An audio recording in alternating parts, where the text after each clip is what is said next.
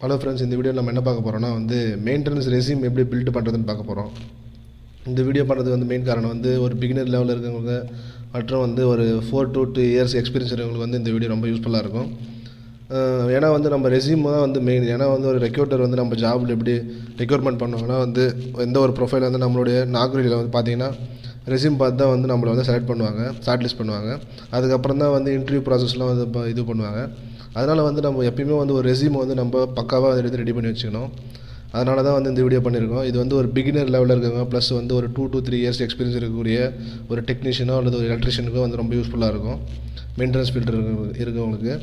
இதில் பார்த்தீங்கன்னா ஃபஸ்ட்டு உங்கள் நேமை டைப் பண்ணுங்கள். இந்த ரெஸ்யூமோட ஃபார்மேட் நான் எப்படி டிஸ்கிரிப்ஷன் லிங்க்கில் போடுறோம், டவுன்லோட் பண்ணி பாருங்கள் எப்படி என்ன பண்ணியிருக்காங்கன்னு சொல்லிட்டு. நீங்கள் அதை எடிட் பண்ணாலும் சரி, உங்களுடைய அப்ஜெக்டிவ் கேரியர் அப்ஜெக்டிவ்லாம் உங்களுக்கு ஏதாச்சும் இருந்ததுன்னா அதையும் நீங்கள் ஆட் பண்ணலாம். இதில் பார்த்தீங்கன்னா மொபைல் நம்பர் எப்பவுமே உங்கள் மொபைல் நம்பர் மென்ஷன் பண்ணுங்கள். ஒரு ரெஸ்யூமில் எப்பவுமே mobile number, email address compulsory இருக்கணும். அதே போல் இமெயில் அட்ரஸ் உங்களுக்கு ஒரு ஃபேண்டஸியாக இல்லாமல் ஒரு ஜென்ரலாக சப்போஸ் உங்கள் நேம் வச்சு ப்ளஸ் ஒரு சிம்பிளாக இருக்க மாதிரி தான் இருக்கணும். சப்போஸ் ஒரு ஃபேண்டஸியான நேம்லாம் யூஸ் பண்ணக்கூடாது ரெஸ்யூம் உங்கள் இமெயில் அட்ரஸில். இதில் கேரியர் அப்ஜெக்டிவ்னால் உங்களுடைய கேரியர் அப்ஜெக்டிவ் என்னென்னு சொல்லிவிட்டு நீங்கள் இதில் மென்ஷன் பண்ணலாம். இதில் நான் சிம்பிளாக போட்டிருக்கோம்.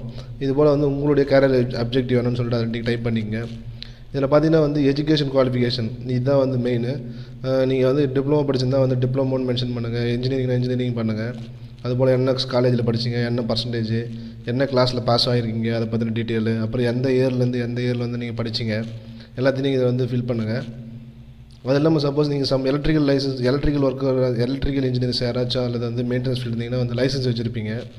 அதனால் எலக்ட்ரிக்கல் லைசன்ஸ் நீங்கள் மென்ஷன் பண்ணுங்கள். அது ரொம்ப யூஸ்ஃபுல்லாக இருக்கும். ஏன்னா எலக்ட்ரிக்கல் லைசன்ஸ் இருந்தால் எப்பயுமே கம்பல்சரி கொஞ்சம் ப்ரிஃபரன்ஸ் கொடுப்பாங்க. ஏன்னா எலக்ட்ரிக்கல் லைசன்ஸ் இப்போ எல்லா கம்பெனிலும் மேண்டேட்டரி ஆகிப்போச்சு. அதனால் எலக்ட்ரிக்கல் லைசன்ஸோட சி லைசன்ஸ் நம்பரு, அப்புறம் எந்த டேட்லேருந்து எவ்வளோ டேட்டில் வேலிடிட்டியில் இருக்குன்னு சொல்லிட்டு மென்ஷன் பண்ணுங்கள். உங்களுடைய ப்ரொஃபஷனல் எக்ஸ்பீரியன்ஸை தான் இதை ஆட் பண்ணுங்கள். இதை பார்த்தீங்கன்னா இதுதான் நம்ம ரெண்டாவது பார்க்க போகிறது. இதில் பார்த்தீங்கன்னா எக்ஸ்பீரியன்ஸ்னு போட்டிருக்கேன்ல, இது எக்ஸ்பீரியன்ஸ் என்னென்னா நீங்கள் ஒரு 4-5 கம்பெனி ஒர்க் பண்ணுறீங்கன்னா அதை பற்றின டீட்டெயில் தான். சப்போஸ் நான் அந்த கம்பெனியில் இந்த ஒர்க் எடுத்து பண்ணிட்டு இருந்தேன், உங்களுடைய ரோல்ஸ் அண்ட் ரெஸ்பான்சிபிலிட்டி மென்ஷன் பண்ணுறது தான் experience. Suppose name of company, எந்த கம்பெனி, என்ன டெசிக்னேஷன் ஒர்க் பண்ணி, சப்போஸ் டெக்னீஷியனாக அல்லது ட்ரைனியாக அல்லது இன்ஜினியராக அப்படின்னு சொல்லிட்டு மென்ஷன் பண்ணுங்கள். டிபார்ட்மெண்ட், என்ன டிபார்ட்மெண்ட்டில் ஒர்க் பண்ணுறீங்க, பிளான்ட் மெயின்டெனன்ஸாக, யூட்டிலிட்டி மெயின்டெனன்ஸாக, அப்புறம் வேறு ஏதாச்சும் ஒர்க் பண்ணிடலாம்னு சொல்லிட்டு அதையும் மென்ஷன் பண்ணுங்கள். இந்த பீரியடுன்றது என்னென்னா எந்த டியூரேஷன்லேருந்து எவ்வளோ தூரம் ஒர்க் பண்ணிட்டுருக்கீங்கன்னு சொல்லிட்டு அதையும் மென்ஷன் பண்ணுங்கள். சப்போஸ் ப்ரெசென்ட்டில் ஒர்க் பண்ணிங்கன்னா ப்ரெசென்ட்னு போடுங்க. இண்டஸ்ட்ரியல் டைப் நாங்கள் சிம்பிளாக போட்டிருக்கோம், நீங்கள் இதெல்லாம் போடணும்னு அவசியம் இல்லை. Suppose industrial type automobile work பண்ணுறீங்களா அதையும் மென்ஷன் பண்ணுங்கள். ஏன்னா ஒரு சில கம்பெனிஸ் என்ன பண்ணுவாங்கன்னா ஆட்டோமொபைல் செக்டரில் ஒர்க் பண்ணவங்க தான் எடுப்பாங்க. ஏன்னா நிறைய கம்பெனிஸ் இருக்குது. மிஷினரிஸில் கம்பெனிஸ் என்னென்னா லெதர் கம்பெனிஸ் இருக்குது, டெக்ஸ்டைல் கம்பெனிஸ் இருக்குது. ஏன்னா அங்கே இருக்கக்கூடிய மிஷினரிஸ்லாம் டிஃப்ரெண்ட்டாக இருக்கும். ஆட்டோமொபைல் இருக்கிறது டிஃப்ரெண்ட்டாக இருக்கும். அதனால தான் என்ன பண்ணுவாங்கன்னா மோஸ்ட்லி ஆட்டோமொபைல் செக்டரில் ஒர்க் பண்ணால் ஆட்டோமொபைல் இருக்கிறவங்க தான் எடுப்பாங்க. அதனால் என்ன இண்டஸ்ட்ரியில் நீங்கள் ஒர்க் பண்ணிங்கன்னு மென்ஷன் பண்ணுறது ரொம்ப நல்லது. இதில் பார்த்தீங்கன்னா ஒரு பேசிக்காக போட்டிருக்கோம் எங்களுடைய ரோல் என்னன்னு சொல்லிட்டு ஒரு எக்ஸாம்பிள் போட்டிருக்கோம். Substation maintenance of transformer rating 1000 kVA 11 kV பார் 415 volt ஆயில் டைப் ட்ரான்ஸ்ஃபார்மர் அப்படின்னு சொல்லிட்டு என்னென்னலாம் நம்ம பண்ணுவோமோ அந்த ஒர்க்கெல்லாம் ரிலேட்டடாக இதை போட்டிருக்கோம்.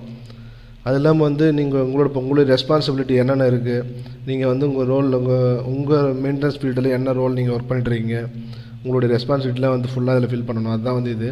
சப்போஸ் நீங்கள் 3-4 கம்பெனியில் ஒர்க் பண்ணிங்கன்னா அதுபோல் உங்களுடைய டீட்டெயில்ஸ்லாம் அதில் ஃபில் பண்ணுங்கள்.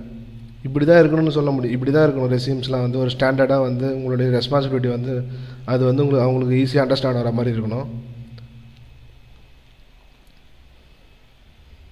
இதில் பார்த்தீங்கன்னா நாங்கள் பவர் பிளான்ட்டை பற்றி போட்டிருக்கோம். பவர் பிளான்ட்டில் ஒர்க் பண்ணவங்களும் போட்டிருப்பாங்க. இதுபோல் ஆப்ரேஷன் மெயின்டெனன்ஸ் ஆஃப் மெகாட் இன்வெர்ட்டர்ஸு, அதுபோல் டிரான்ஸ்ஃபார்மர்ஸு, அப்புறம் சோலார் பிளான்ட்டு, அதுபோல் நீங்கள் டீட்டெயிலாக எக்ஸ்பிளைன் பண்ணலாம் என்னென்ன உங்களுக்கு ஒர்க்கலாம். அதுதான் எக்ஸ்பீரியன்ஸில் மென்ஷன் பண்ண வேண்டியது. இது போல் பார்த்தீங்கன்னா இது காம்படிஷன் சர்டிஃபிகேட்ஸ்லாம் நீங்கள் ஏதாச்சும் கம்பெனிஸில் ஒர்க் பண்ணிங்கன்னா QC காம்படிஷன்ஸ்லாம் இருக்குல்ல, அதெல்லாம் ஏதாச்சும் பண்ணியிருந்தீங்கன்னா அதையும் நீங்கள் மென்ஷன் பண்ணுங்கள் ரெஸ்யூமில். அதெல்லாம் ஒரு அடிஷ்னல் குவாலிஃபிகேஷன்ஸ்னால் ஒரு ரெக்ரூட்டர் நிறைய ப்ரிஃபரன்ஸ் கொடுப்பாங்க. ஏன்னா எல்லாருக்கும் நிறைய திறமை இருக்கணும்னு தான் பார்ப்பாங்க. ஒரு ரெக்ரூட்டர் எடுக்கும்போது என்ன பண்ணுவாங்கன்னா நிறைய ஸ்கில் இருக்கான்னு பார்ப்பாங்க. என்னென்ன ஸ்கில் யூஸ் பண்ணியிருக்காங்க, சப்போஸ் அடிஷ்னலாக கெய்சான்லாம் பண்ணியிருக்காங்களா, ஏதாச்சும் இம்ப்ரூவ்மெண்ட் எதனா பண்ணுறாங்க கம்பெனிஸில், அதெல்லாம் தான் பார்ப்பாங்க. அதனால் நீங்கள் ஏதாச்சும் சர்டிஃபிகேட் வச்சுருந்தா கூட அதெல்லாம் மென்ஷன் பண்ணுங்கள் என்னென்ன சர்டிஃபிகேஷன் வச்சுருக்கீங்கன்னு சொல்லிட்டு. இது பார்த்தீங்கன்னா ட்ரைனிங் சர்டிஃபிகேட். இது நாங்கள் சும்மா எக்ஸாம்பிள் போட்டிருக்கோம். சப்போஸ் ஒரு சில பேர் வந்து PLC ப்ரோக்ராம் பண்ணியிருக்கலாம், அல்லது ஸ்கேடா பண்ணியிருக்கலாம். அதை பற்றின சர்டிஃபிகேஷன் பற்றி இதில் மென்ஷன் பண்ணுங்கள். ஒரு சில பேர் வந்து மெயின்டெனன்ஸ் பற்றி பண்ணியிருக்கலாம், பிளான்ட் மெயின்டெனன்ஸ்லாம் வந்து பண்ணியிருக்கலாம். அதுபோல் பார்ட்டிசிபேட் பண்ணியிருந்தால் அந்த ப்ரோக்ராமில் அதையும் மென்ஷன் பண்ணுங்கள். அதுபோல் அந்த ஹைட்ராலிக்ஸு, அதுபோல் நியூமேட்டிக் சிஸ்டம்ஸில் ஏதாச்சும் வந்து சர்டிஃபிகேஷன் கோர்ஸ்லாம் வந்து இதை மென்ஷன் பண்ணுறது வந்து ரொம்ப நல்லது. ஏன்னா வந்து ரெக்ரூட்டர் வந்து நிறைய சர்டிஃபிகேஷன் கோர்ஸ் பண்ணவங்களும் எடுப்பாங்க. ஏன்னா வந்து அவங்களுக்கு வந்து நிறைய ஸ்கில்லான ஆளுங்க தான் தேவை. ஈஸியாக அண்டர்ஸ்டாண்டிங் மட்டும் வந்து ஸ்கில்லான ஆளுங்க தான் தேவை. அதனால தான் வந்து இது இருக்குது. அப்புறம் இது பர்சனல் ப்ரொஃபைல் என்னென்னா வந்து உங்களை பற்றிய பேசிக் டீட்டெயில் தான். மற்றபடி இது எல்லாமே உங்களுக்கு தெரிஞ்சது தான். இந்த நோட்டீஸ் பீரியட்னா என்னென்னா வந்து நம்ம ஒர்க் பண்ணுற கம்பெனியில் நோட்டீஸ் பீரியட்னு ஒன்று கொடுப்பாங்க. என்னென்னா வந்து உங்களோட ரெஸ்பான்சிபிலிட்டிக்கான டேட் அது. நீங்கள் உங்களுக்கு ஒரு ரோல் கொடுத்துருப்பாங்க. அடுத்து வரவங்களுக்கு வந்து அந்த பீரியட் வரல நீங்கள் இருக்கணும்ல. அதனால தான் வந்து அடுத்த ரெக்ரூட்டர் அடுத்து உங்கள் ரோலுக்கு ஒரு ஆள் ரீப்ளேஸ்மெண்ட் வருவாங்கல்ல, அது வரல நீங்கள் ஒர்க் பண்ணணும். இதுதான் நோட்டீஸ் பீரியடு. அதுக்குள்ளே என்ன பண்ணுவாங்கன்னா HRDயில் வந்து ஒரு ஆளை எடுத்து உள்ளே போட்டு உங்களை ரிலீவ் பண்ணுறாங்க. ஒரு சில கம்பெனியில் வந்து 3 மாதம் இருக்கும், ஒரு சில கம்பெனியில் வந்து 1 மந்த் இருக்கும், ஒரு சில கம்பெனி வந்து 2 மந்த் இருக்கும். இதுதான் வந்து நோட்டீஸ் பீரியடு. நீங்கள் ரிசைனேஷன் லெட்டர் கொடுத்தது வந்து எவ்வளோ நாளில் வந்து நீங்கள் ஒர்க் பண்ணுவீங்க, ஜாயின் பண்ணுவீங்கன்னு சொல்லிட்டு இதை நீங்கள் ரெஸ்யூமில் எப்பயும் மென்ஷன் பண்ணணும். ஏன்னா ஒரு சில கம்பெனி வந்து இம்மிடியட்டாக ஜாயின் பண்ணுங்கன்னு சொல்லுவாங்க. அதனால் வந்து நீங்கள் இதெல்லாம் வந்து ப்ரிப்பேர் பண்ணிக்கணும். இந்த சாம்பிள் ரெஸ்யூம் வந்து நாங்கள் டிஸ்கிரிப்ஷனில் போடுறோம், டவுன்லோட் பண்ணி பாருங்கள். இதையே எடிட் பண்ணணும்னு அவசியம் இல்லை. இதுக்கு உங்கள் ரெஸ்யூமில் என்ன இருக்கோ அதுக்கு ஏற்ற கண்டென்ட்டை நீங்கள் வந்து இதில் பண்ணுங்கள். உங்களுக்கு என்ன தெரியுமோ தயவு செஞ்சு அந்த ரெஸ்யூமில் மென்ஷன் பண்ணுங்கள். ஏன்னா வந்து இன்டர்வியூவில் கேட்கும் போது எப்பயுமே வந்து என்ன கேட்பாங்கன்னா உங்களுக்கு தெரிஞ்ச விஷயத்தை தான் கேட்பாங்க. நீங்கள் இதில் இருக்க மாதிரி நான் எல்லாத்தையும் காப்பி பண்ணி போடக்கூடாது.